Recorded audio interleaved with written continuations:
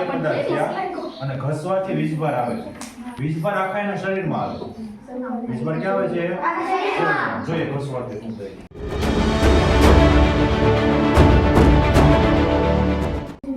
વાળમાં તો આપણે દેખાય છે કે વાળ તો ઊંચા થાય છે, પણ હવે વીજભાર પ્રદીપ જોતો નહીં, પ્રદીપ ને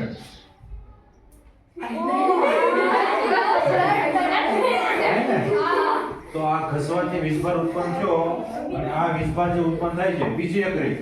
આ ખુરશી પણ પ્લાસ્ટિકની છે. ખુરશી કેની છે?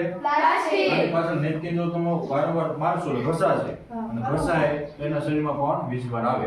પણ જો ઈ પગ નીચે મૂકી દેશે તો વીજભાર આવે છે કે નહીં ચેક કરીએ.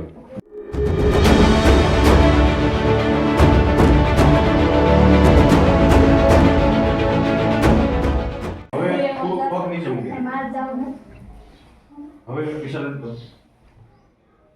વીજભાર નથી આવતો. એનો અર્થ એવો થયો કે વીજભાર છે પૃથ્વીમાં જતો અર્થિંગ થઈ ગયું.